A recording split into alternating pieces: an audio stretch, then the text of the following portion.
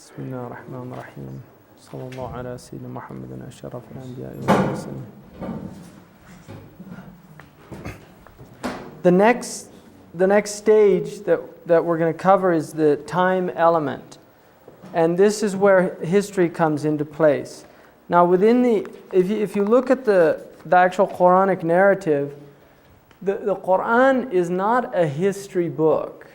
There are definitely historical elements in there. The Quran is using historical examples, but they are used in an ahistorical placing. In other words, the story of Pharaoh and Musa, it's irrelevant when it occurred. It's even irrelevant if it occurred. What is being taught is something very powerful. Right? I mean, the Quranic narrative is that it did occur, but that is not what is relevant from the story. The story is used as a teaching example to learn something of what happened in the past in order to prevent its repetition in the future. So there is definitely a historical element. Now my friend Professor Khalid Blankenship, who's at Temple, a very fine historian, told me that one of the frustrating aspects of the Quran as a book is that it does not allow the historian room to examine. In other words, he said that there are many examples in the Bible that we have that are historical in the sense that we can actually look at them as historians. Whereas within the Quranic narrative, the historian does not have evidence there to either negate or verify much of the Quranic narrative, or according to his opinion, any of it really. And he said it's almost a thwarting for him as a historian. Like he found it significant that it's almost like thwarting him to let him know that is not the point. That to give you a good example, in the Quranic narrative, we don't know if it's Ishmael or Isaac who is taken up on the mountain. Some of the Muslim scholars said it was Isaac, and some said it was Ishmael. Unimportant as a detail in the story, which is why the Quran does not mention either one by name. Although the narrative would indicate that it was Ishmael, which differs from the Jewish tradition, which is Isaac. But the point is that is not the point of the story. The point of the story is a man's being tested and fulfilling the test in the way that was most pleasing to his Lord. Now the next section here after Iman and Ihsan is to tell me about the hour. And the word in Arabic for hour is sa'a, which is related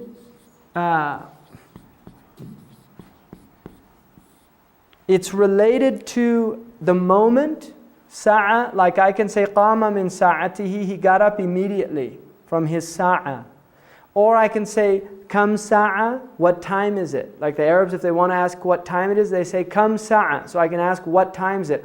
Or I can say it's the time of dhuhr.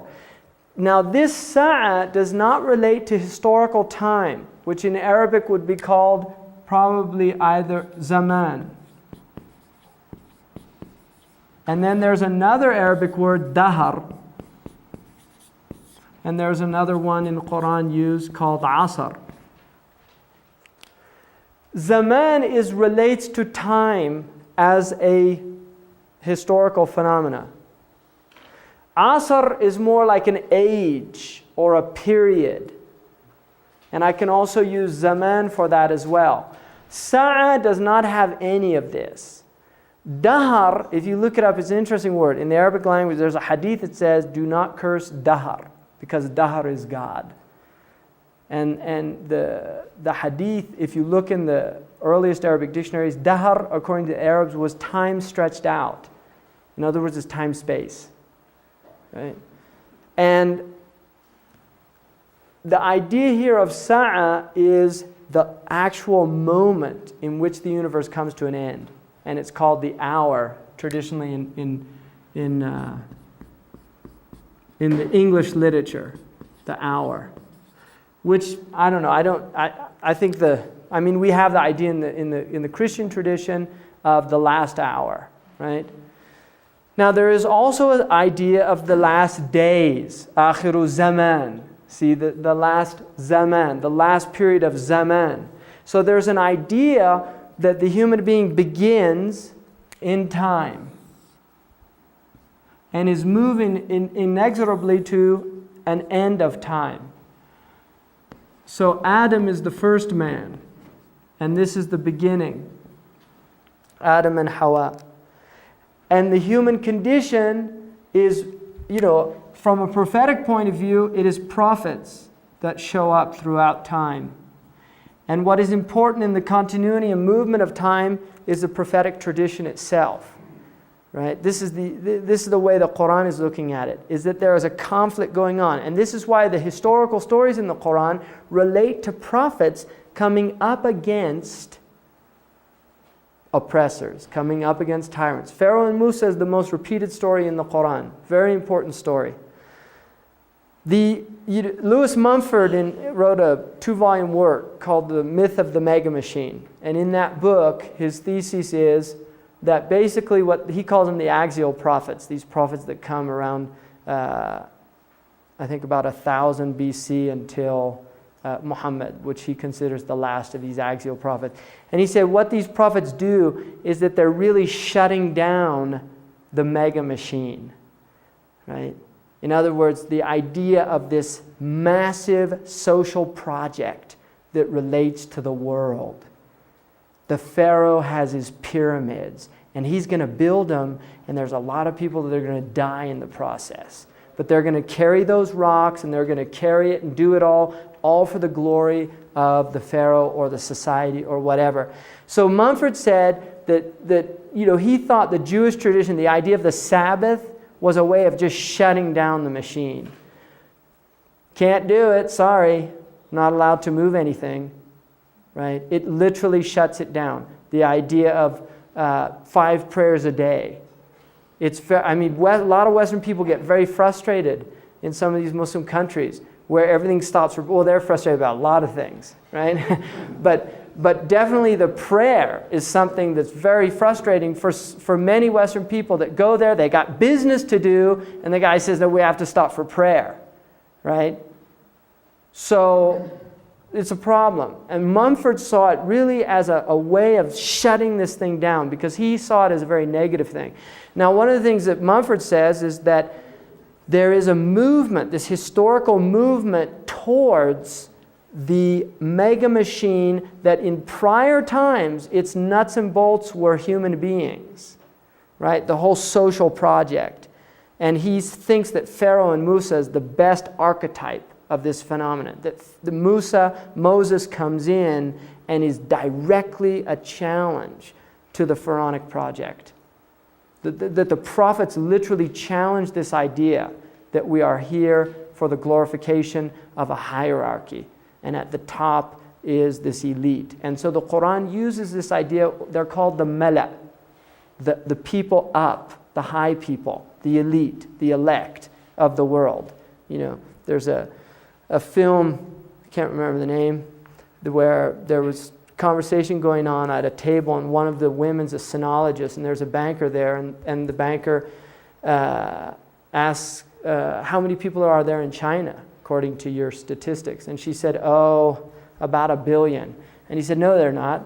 There's only 12 people in China, and I know all of them, right? And the idea there was, here's a banker who, the way that he views the world is that the only significant people in China are his friends, who also are bankers. So the idea being is that there are, you get to a certain level in societies where people really do view. One of the wonderful things I read was, I think it was Linda Crawford, who's a model, who was up flying and the actual helicopter crashed. Cindy Crawford. Helicopter crashed, and they were like at Aspen or somewhere going up to ski the powder, and they were looking down, and somebody said to her, oh, look at all the little people. And right then the helicopter just went into this spin, right? So she got a very interesting, I thought that was a very interesting thing that she kind of picked it up or made the connection, that be careful about thinking how special you are, because we're all, right, in the hands or in the protecting care of God, right? So there are people that really do, like Helmsley, was that her name, who didn't pay. Only little people pay taxes, right? Only little people pay taxes. There are people that really do think like that, right? And the Quran is really constantly bringing this up, and even goes into their inner discourse, which is fascinating. Literally, you can hear what they talk about when they're, because one of the things is he's telling his Mela, he said, listen, we got to get rid of this guy Moses because he's going to corrupt our people, right? So he sees, this is a corrupting element because he's going to teach him not to worship us, right? Not to say the Pharaoh's God, not to give me the authority that I'm entitled to.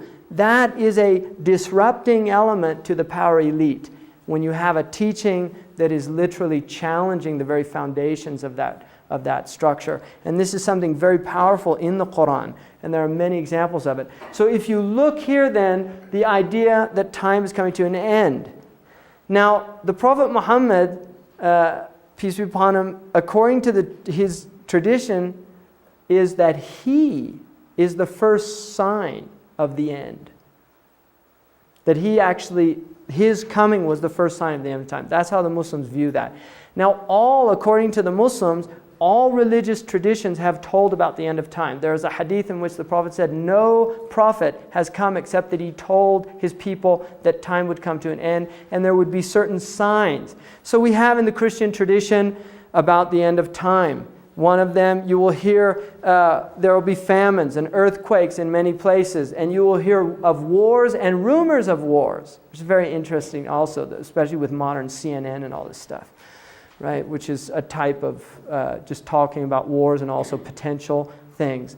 And then you have the book of Revelations, which deals also with the phenomenon of the end of time. And many, many Christians, if you go into Christian bookstores, just so many books on the end of time, right? Really a lot of books. And as we approach the millennium, I think we're going to have more and more of this, because you're starting actually to see, when the publishers get greedy, when they start publishing these because some of these books are way out there, right? You read, and this poor guy who wrote, he's the most famous, Hal Lindsey. He's the most famous. This guy, he has to revive his books every 10 years because he identifies, like, 1 year Kissinger's the Antichrist, but Kissinger's not around anymore, so he has to revive it every so often, because they literally trying to take the Bible and apply it to immediate events. And there's actually a television program in some states where there's a guy, he's like a newscaster with his wife, and unbelievable, like every event. There's Daniel 3:14. You see, Daniel says that this will happen, and there you have it. Look, isn't that wonderful? Iraqis are being bombed just like the Bible said. It's so wonderful. Jesus it's all, and it's really interesting to watch these characters, But they're out there, and people tune in and get very interested. And then National Enquirer's also got their little, you get the Globe, right? The end of the time coming. So you have a lot of, it's almost become comical, the guy with the thing, the end is nigh, that there really is a lot of craziness. And traditionally the Muslims have really kind of seen every single book I've ever seen, whether it's from the 3rd, 4th, 5th, 6th century, they say, well, all the signs are there, the end is nigh. The idea being, in reality, the end of time is the end of our lives. That is the ultimate end of time, that we will die. And so that is an end of time. But there is also an end of human time. And so within the tradition, I think the most definitive hadith about it, which I think is also the most wonderful, is that the Prophet Muhammad said, if the end of time comes upon you and you're planting a tree, then finish planting it. In other words, don't become millenarians. Don't become people that run off and just the end is hit. No, do what you're doing. Keep working. Keep doing it. If it happens, and you happen to be there when it happens. But don't let that stop you from action. So there is an idea of, yes, there is an end of time. There are signs. Now, in the tradition here, the first thing he asks him about the end of time, he says, tell me about the sa'ah, the hour. And he says the one being questioned doesn't know any more than the one questioning. In other words, I don't know. And he says, well, then tell me about its signs. And then the Prophet says, peace be upon him, the slave girl will give birth to her mistress. Now, that's an interesting statement. The slave girl will give birth to her mistress. And the scholars traditionally dealt with that in a lot of different ways. One of them is they said, at the end of time, slaves who in the Islamic, like for instance, the Mamalik became rulers. And many of the scholars said this is it. The Mamalik were slaves in Egypt, and they actually became rulers. They said, here they are. They've become the masters. Another interpretation was that children would treat their parents like, this is a traditional interpretation, that children would treat their parents like servants. They would order them around. They would tell them what to do. That there would be a loss of respect in that relationship. But I think probably the deepest interpretation is that there would be a radical disequilibrium in social structures. When you look at the relationship between a servant and a mistress, the relationship is like a mother and a daughter. The mother is to be obeyed, nurturing the daughter obeys the mother. When that is turned upside down, then you have a radical disruption in the social order. If you look in the Quranic narrative, the first and foremost expression of a tawhidic worldview, of a belief in one God, is ihsan to the parents, beauty to the parents, showing beauty to the parents. The Quran says, and God has told the human being to honor his parents. The mother first, it says, Ummuhu hamalathu wahnan ala wahn. The mother nurtured and gave birth to the child, sapped and weakened. Right? So the 9 months of nurturing a child in the womb, giving birth, suckling the child, raising the child, changing the child, doing all of these things, that there is a great debt owed, the child to the parent, particularly the mother. And this is why the Prophet said that the paradise is at the feet of the mothers. It's literally at the feet of the mothers. And the Prophet was once asked, who is the most worthy of my companionship? And the Prophet answered, your mother. And then he said, and then who? He said, your mother. And he said, and then who? He said, your mother. And he said, and then who? He said, your father. And then in another tradition, a man came to him and he said, Ya Rasulullah, O Messenger of God, I am cleaning my mother in her decrepit age the way she used to clean me. Is that filial piety? And he said, no, that's payback. He literally said that's recompense, right? You're just, recompensing what she did for you.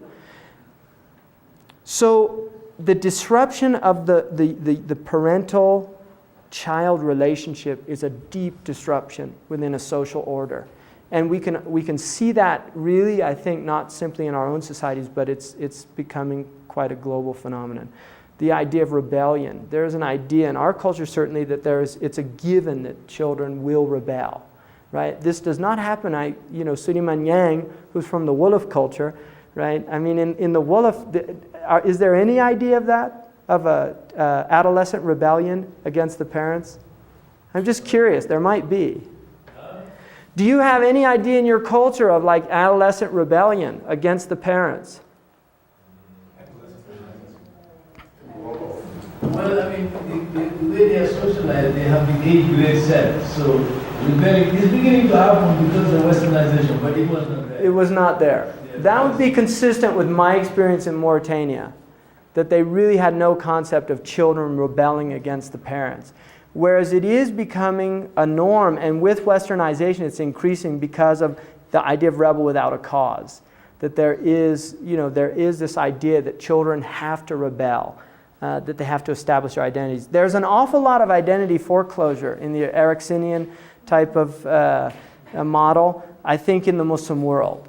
There is an idea that you really have to do what your parents say. And I think there's a lot of abuse that happens from the parents to the children, because they do have an upper hand there. So you do see that. A child will become an engineer because that's what the parents say that they should be.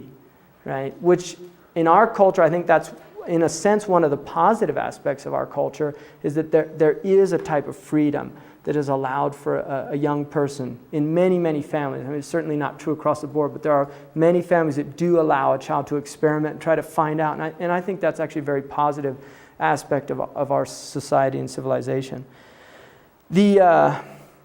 But the idea of the breakdown of the social structure is something that is definitely part of the end of time, that we move into a disequilibrium. If you look, there's a wonderful book on this topic written by a French scholar and intellectual called René Guénon, which is called The Reign of Quantity. And in that book, he talks about the idea of moving away from a quality-based culture into a quantity-based culture.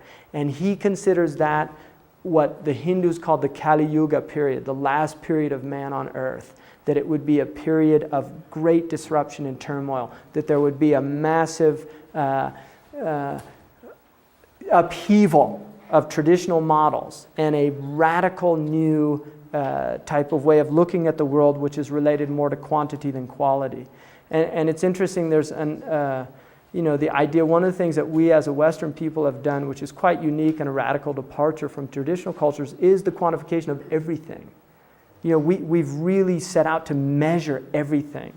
Measure space, measure gas, measure air, measure the speed of light. All of these things wanting to measure, to quantify. And I thought it was very interesting. I had statistics in college, and one of the professors who taught the course said at the beginning of the course, one of the things about statistics that you'll learn is it doesn't work very well with qualitative data.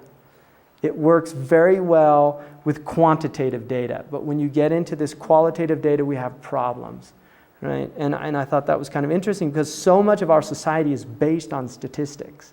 We really do base a good percentage of our policies, of even in school and education. So much is based on, well, what are the stats here? Before we give you money, show us some stats. And immediately when you move into that model, you're moving into a quantitative and not a qualitative model, generally. So now to go into some of the signs. There are basically, the scholars have identified 3 types of signs. Signs that have already occurred,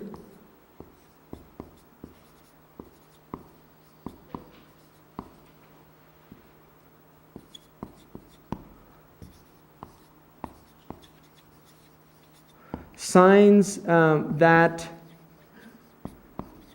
have occurred and continue to intensify.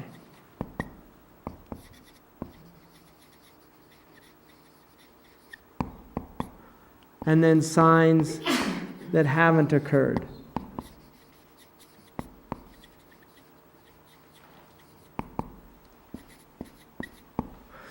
So some of the signs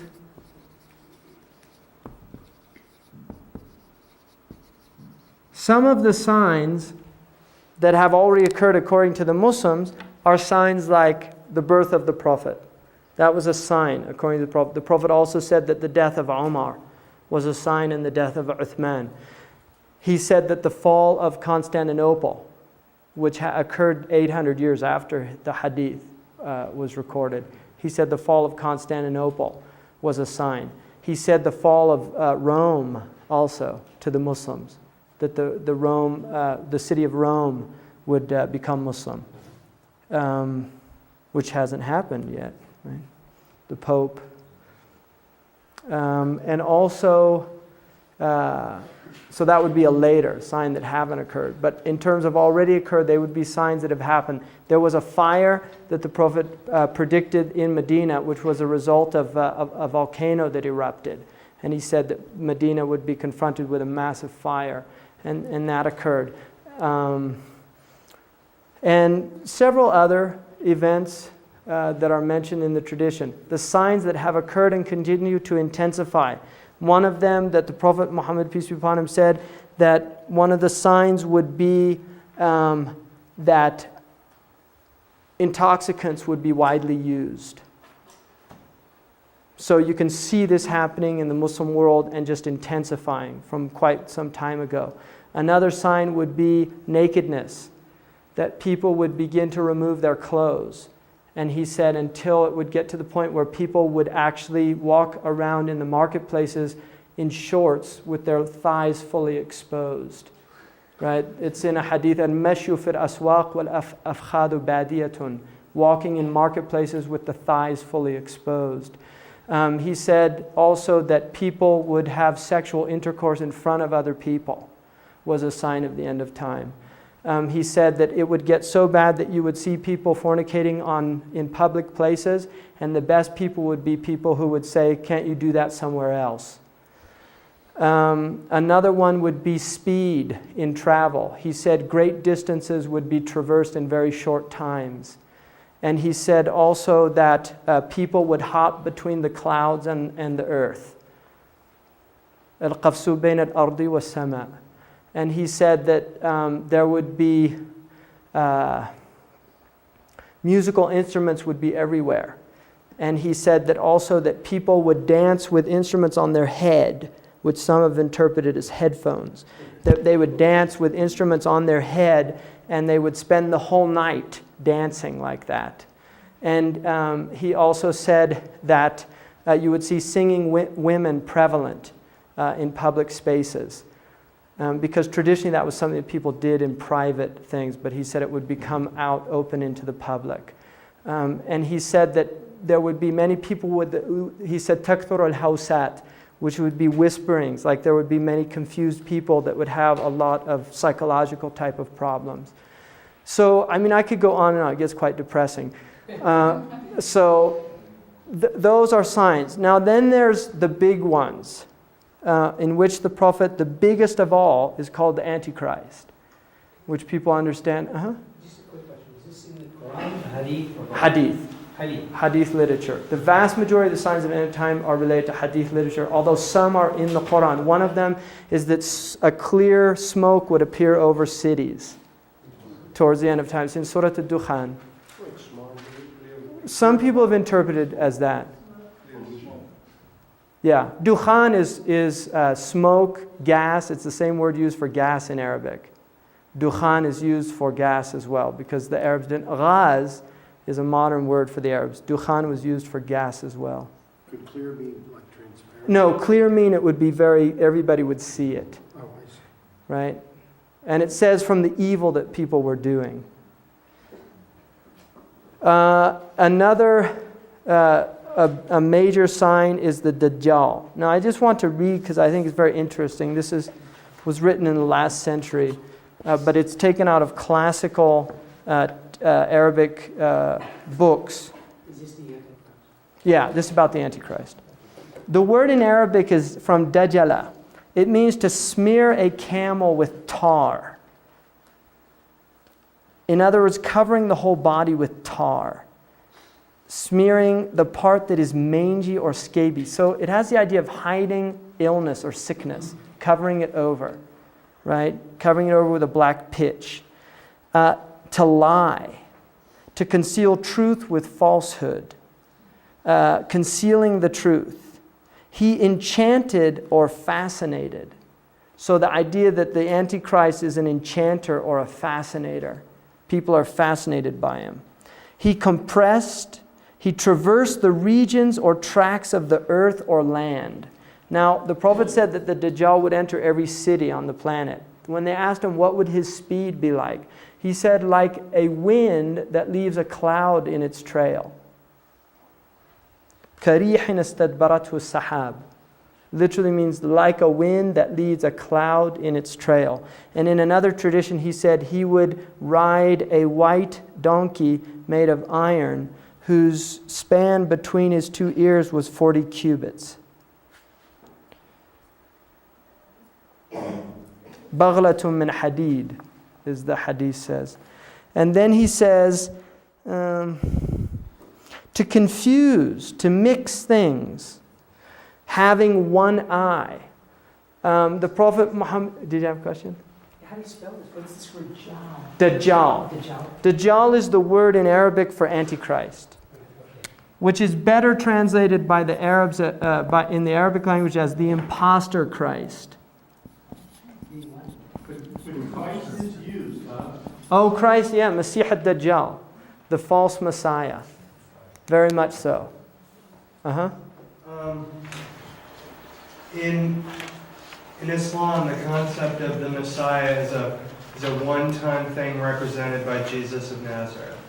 Or Yeah, Jesus is seen as the Messiah. the Messiah. So this is an anti. This is going to be anti-Jesus. the Christ. Yes. Okay. And it's interesting because if you study the Islamic Jesus, I think it gives you a very good picture of the idea of an anti-Jesus. Because anti in Greek, antis also means in place of, instead of. It doesn't really mean against. The original meaning of anti in Greek as a prefix means instead of. And that's closer to the Arabic interpretation, which is imposter or in place of, pretending to be.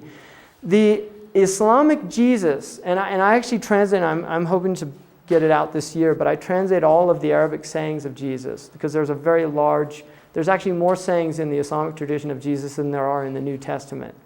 And most of them deal with the dangers of the world, of materialism. So I find it really interesting that, this idea of an imposter, that Jesus is, the whole thrust of the Islamic Jesus is salvation through giving up material wants.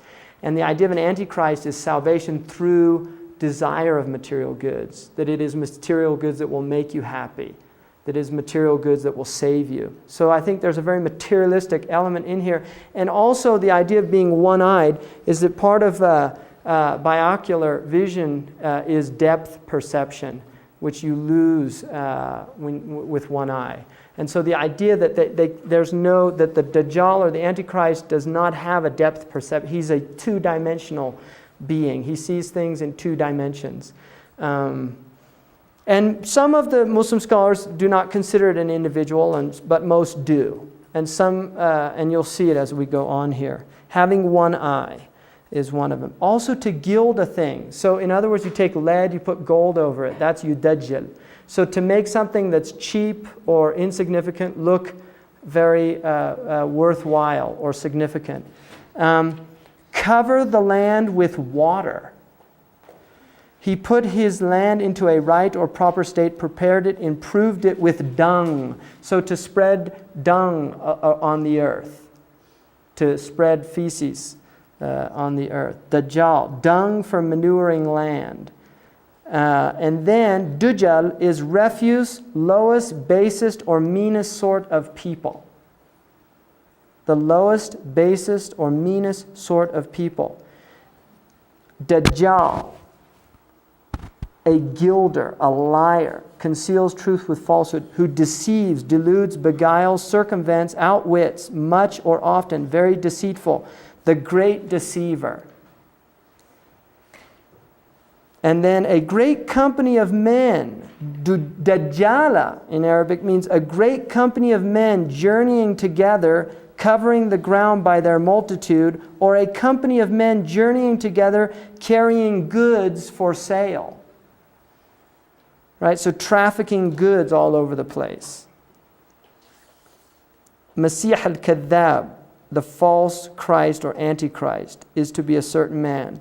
Right? Comes forth in the last days. So having one eye or eyebrow. So you get the idea there. This is classical, coming out of classical dictionaries. The idea of the Antichrist is that towards the end there will be a type of false salvation through love of the world and material things and these things. And I think the Muslims definitely have a very strong sense of the Dajjal, because at the end of the prayer, you actually make a prayer that says, and I seek refuge from the tribulation of the Dajjal in the last period. And the Prophet Muhammad said, every prophet has warned his people about the Dajjal, but I will tell you something that no other prophet told his people. He only has one eye. So that was the tradition that he said about the Dajjal, that he would have one eye. And there's a very interesting, some of the Muslims said, the television is like a Dajjal, it's a one-eyed type beast. And there's an interesting section in Lewis Mumford's, the second volume of his work on the Mega Machine, which is the one eye of Re, the all-seeing eye of Re. And he talks about that the Mega Machine, one of the things about the Mega Machine, he said traditionally, was that they didn't have an all-seeing power. these previous kings and rulers. And so he said, what's happening though is that, and he wrote this in 1961, he said, in the near future, we have theoretically at our hands a machine that will able to monitor all of our life, which is the computer. And he said that, and this is what Foucault called the panoptic society, the all-seeing society.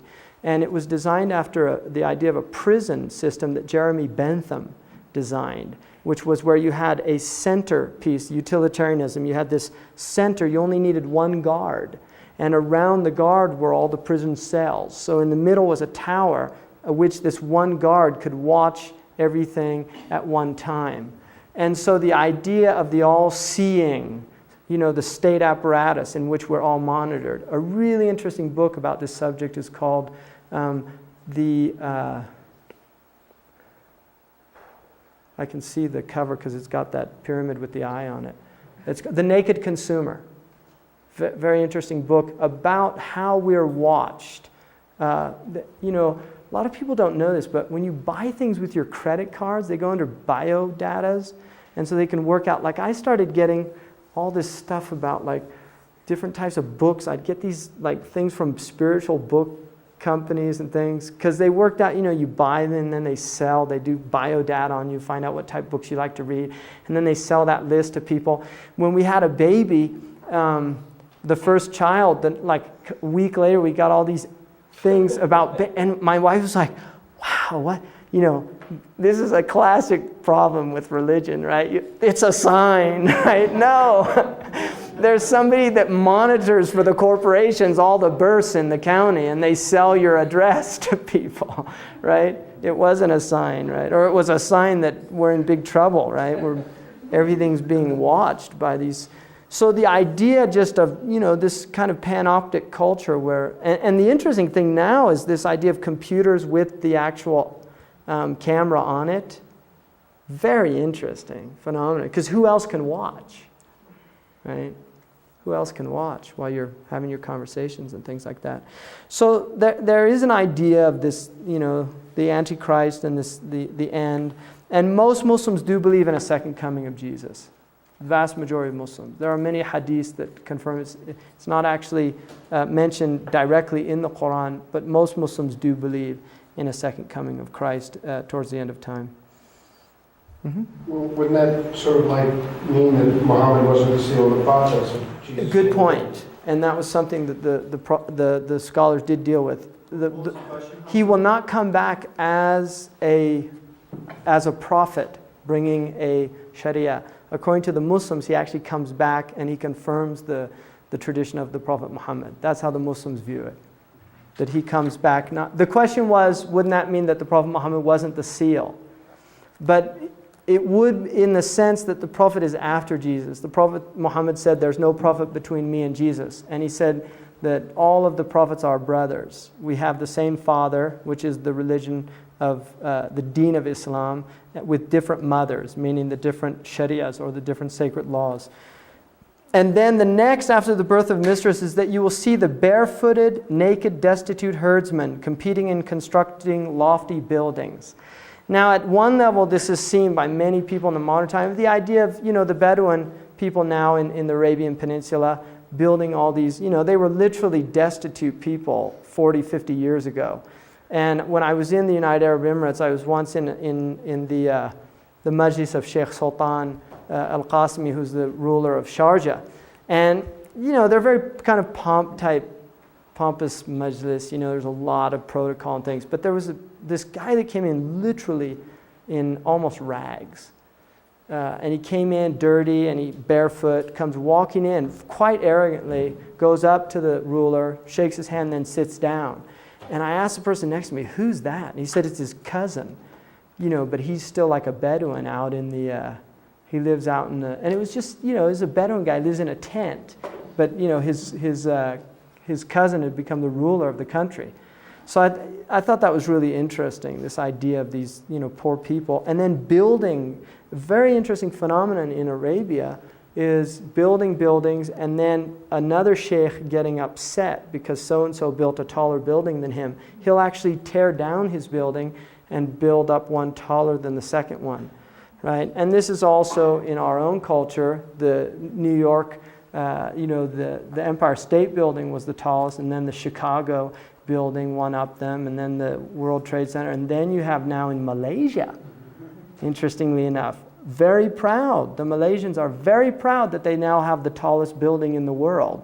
And somebody had it on the cover of a Muslim magazine, and they asked me what I thought. And I said, I think it's really interesting that the Muslims are proud of being part of fulfilling the signs of the end of time, right? Because it's seen as a very negative thing, not a positive thing. And then also,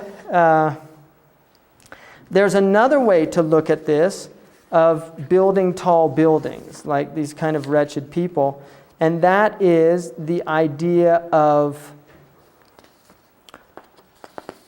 building lofty ideas and building ideological structures, because the Quran talks about the building of taqwa, bunyanu taqwa, right? The building of God consciousness and awareness. So the idea also of wretched people creating lofty ideologies that many people will follow and think that they're the truth and things like that. So it's just a very quick overview about it. And then also finally, I think the point of all of that is that time does come to an end, that the human condition does come to an end, and that's how Islam contextualizes history, is that there is an end that is imminent. Again, I think for the individual person, the imminence of the end of time is always related to their own personal death. But there is an idea also.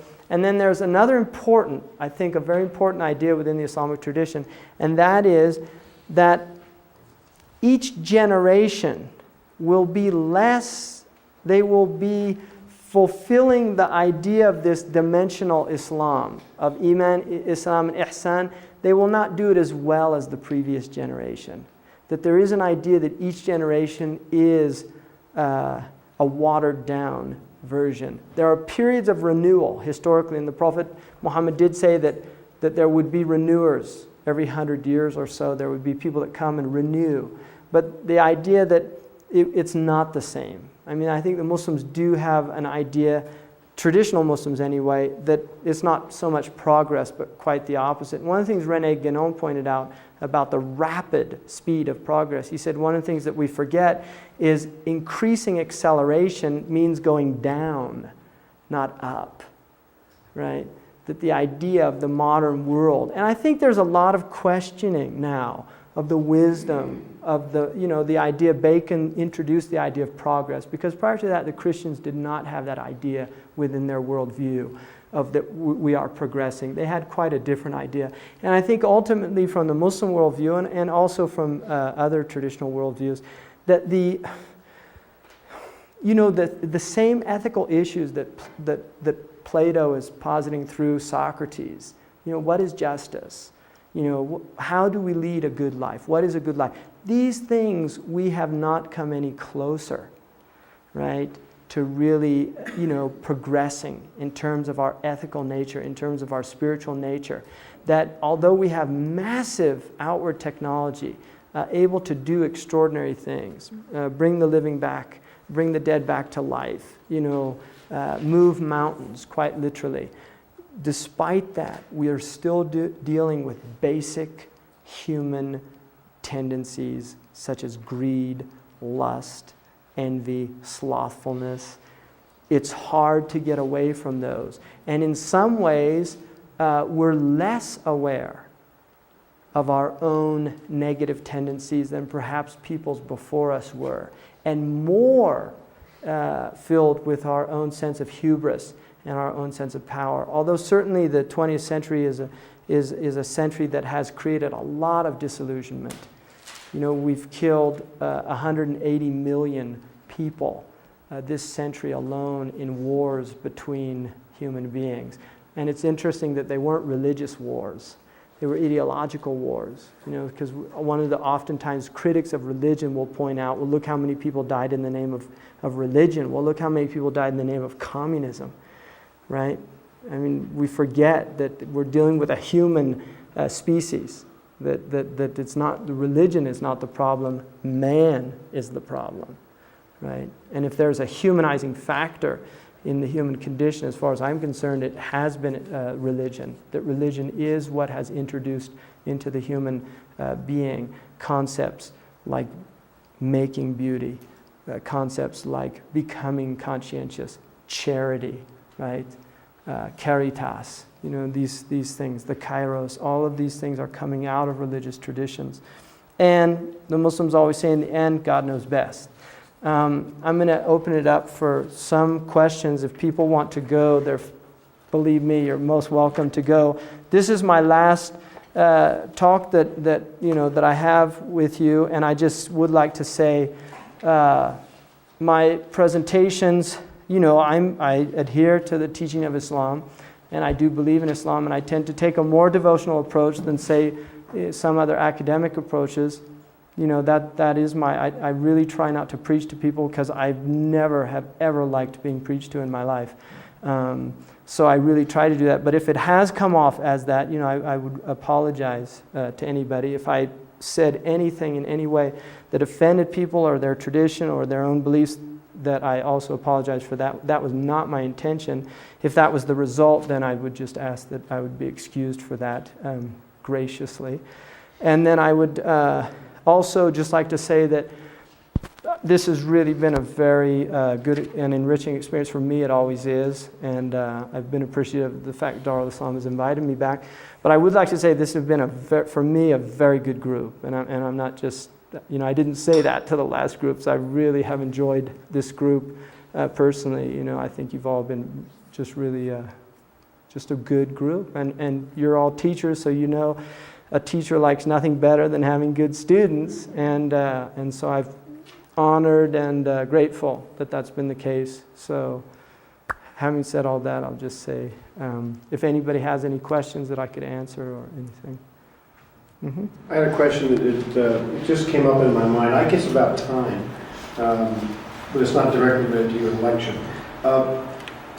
I noticed that in the mosque there was a list of when the 5 prayer times were, and they changed every day. Right. I guess according to the likeness of today and all that. Is there a place how would you find out what the prayer times are where you're geographically living? Like where I'm geographically living in Canyon Lake or Riverside County? I think in the beginning of the Islam lecture I talked about how to find the prayer times, and they are based on the sun and the movement of the sun. They're easy to determine unless you live in an area in which the sun is clouded over, so you don't see it. And in that case, generally the scholars have permitted the use of astronomical means of determining. So when you have it done ahead of time, like you did in the right, mosque. but we actually, personally, I don't follow that. That's put there for like cloudy days and things like that. I will look outside at the natural phenomena to determine my prayer times. That's what I do. There are many Muslims that depend on the prayer schedule. Traditionally, it's alien because there's an importance in being aware of cosmic phenomena. I mean, the Muslim tradition really does try to connect you to the movement of the planets, the stars, the sun. Are you going to be here tomorrow? I'm going to be here tomorrow. You said at the beginning that you'd show us how to do that. Yeah, that's a good idea. Why don't, if we have a sunny day, because we really need a sunny day. I mean, I can do it without it, but if we have a sunny day, then if you meet me outside at about 1:30, I can do it. If you don't have anything going on then.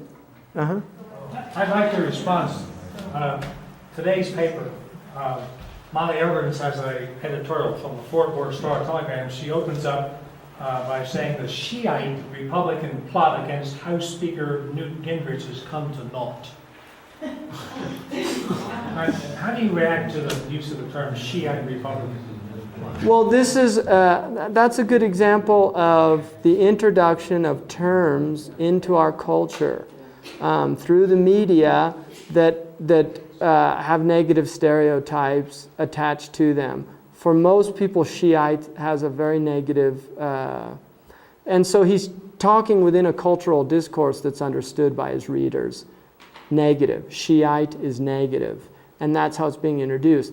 For an Iranian who happens to be an American Iranian, he's going to be offended by that. It's part of the problem with language, is that there's an idea, political correctness has a lot of problems associated with it because we take it to such absurd lengths, but there is an idea of just being sensitive to people's cultures. And one of the things that the Quran says is, we created you in peoples and tribes that you might come to know one another. And the most noblest of you are the most God-wary. Thomas Cleary, one of the things that he said about that verse is, he said that, we talk about the problem of racism, the problem of all of these attitudes, but we've never really examined how do we break these down. And he thought that Quranic injunction there, that to come to know one another, and this part of what this is all about. This is literally trying to come to know a tradition. How do they view the world? How do you look at things? As a way of understanding a people. And I think the Muslims are as guilty as any other people of being narrow and not trying to understand other. There are some Muslims that come here bringing a lot of their attitudes from other places. And when you come to America, you have to learn what is appropriate within this culture. You have to learn that that you're a guest in a host country. And the same would be for Americans going to a Muslim country. You are a guest in a host country. In this culture we have a saying, when in Rome, do as the Romans do. And there's a wisdom there in that you have to recognize that there are sensitivities. Now, part of the problem, and this is a good example that you've brought up, is the globalization of our world. We are no longer isolated communities. The Turk is no longer the barbarian at the gates of Vienna scaring us, right? The Turk is your doctor, right? Seriously, we're dealing in a world where these barriers have been broken down. There is a great opportunity here.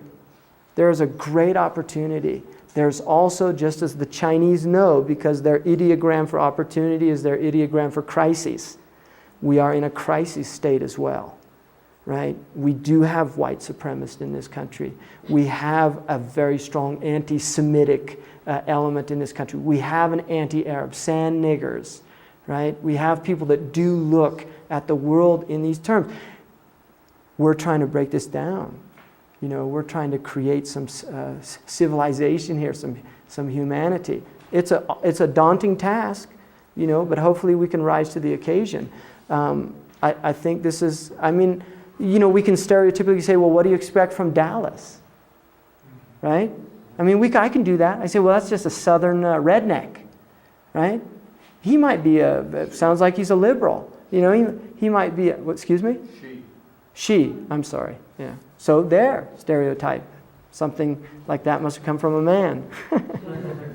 So, the idea is that it's very easy to stereotype, pigeonhole people, do these things, but unfortunately it creates a lot of animosity, a lot of turbulence and trouble. Another example of that is the word jihad, which is a very, very high word in Islam. It's not a low, it's seen as a really, in the same way we use a crusade in our culture, a crusade is a good thing. He led a crusade against drugs. In the Muslim culture, crusade has a very negative connotation, right? It does. For English-speaking Muslims who know the word crusade, it really conjures up people coming in and slaughtering and attacking and pillaging the Muslim heartland. So, language is very, very problematic. And I personally, this is something we live with. I think for me, being an American who became a Muslim was very interesting for me because I grew up part of the dominant culture. I'm a white American. I went to very elite schools in this country. I had a lot of opportunities that a lot of other people didn't have. But then becoming a Muslim and seeing how, a lot of Americans relate to me as a Muslim. it suddenly changes. And I did change my name, which you don't have to. I was quite young when I became Muslim, and a name was given to me, and I took it.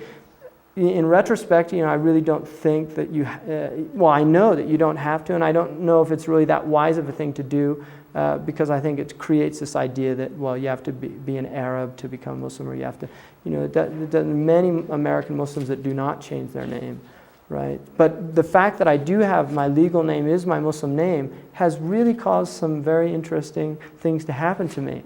And my wife, she's Native American, Mexican, Indian, she, because she wears the hijab, during the Gulf crisis, she was spat at, told to go home, go back where you came from, right? It was kind of ironic because, I told her, you need to tell them that you don't need to get on a plane or a boat to go back where you came from.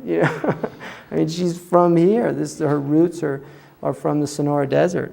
So, very interesting. And she was in a supermarket once with the hijab, and there was a young Mexican girl there who said, the baby was in the basket, and the woman wanted to put the groceries into the basket, and they were both Mexican, and one of them said to the other, in Spanish, just knock him out of the way.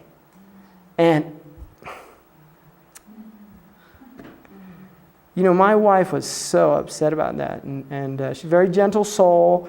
She didn't say anything. I told her, you should have told them, I speak Spanish, and that's not. And I got upset. I went back to the store, and I saw the manager, and I told him what happened. I also reminded him that because it's a store right next to a very large Muslim population, they have a lot of Muslims that buy there, which is always bottom line. If you can bring that in, get some action, right? So and I just told him what happened. He was really horrified, and said he would talk to the people. But we forget that these things do happen. It's very interesting occurrences to feel the brunt of that. Black like me, that type of thing where you suddenly realize there is another world of experience for other people. And for the Muslim, it's just by the fact that they're Muslim. It's not, yeah, it's very interesting. So it goes back to some real basic prejudices and some basic things. And hopefully, I tend to be an optimist. I'm skeptical of a lot of things, but I tend to be an optimist. So, and the Quran does say don't despair. It's not a good thing to do. It's the only unforgivable sin for the Catholics. Right? So, Don't despair, but the world's going to end. Again, it's part of, if you go in, the way I look at it, humanity had a beginning just like I had a beginning as a child. I've grown into my adulthood. I will grow old if I have a full life. I may even become decrepit at the end of my life, right? This is part of the natural process. Humanity had its maturity, it will have its decay, and it will have its old age, and it will have its decrepit period, and then it comes to an end for something new to happen from my perspective. So, the way the Muslims view everything is majesty, beauty. And God, according to the Quran, is the possessor of majesty and beauty. They're both from God. So we are in a very majestic time. We're in a time where there's a lot of tribulation. This country alone, I don't think we realize the extent of our troubles in this country.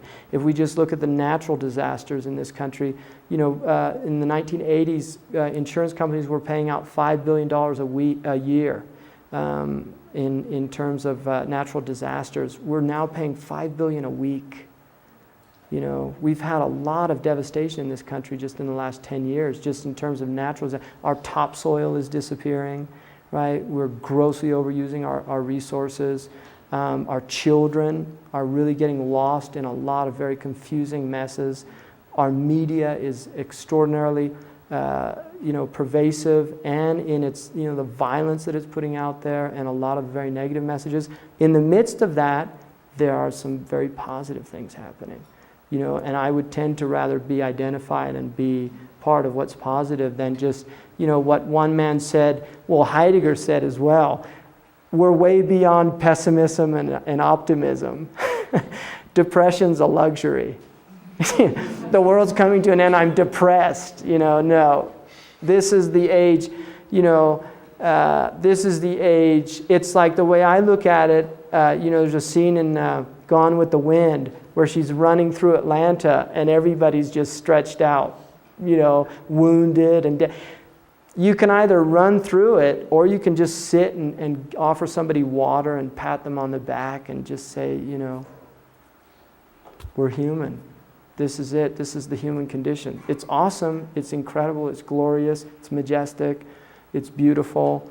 It's intense. It's tragic. It's comic. It's all these elements, and that's part of the power and the wonder of the whole thing. So I'm going to choose to remain positive about it, and I hope all of you do too. You're teachers. You can't get depressed. I saw a wonderful program once on PBS which was about the black schools, and they're very, very powerful experience. But there was a white man who had been teaching in inner cities for a very long time, since the early 1960s, and he was just saying how bad it was getting, and that he was losing hope. And that just the faces, the lack of light in these young black children's faces in these inner cities, it was driving him. And he was literally saying, I'm just losing hope. I'm giving up. And the black man jumped up.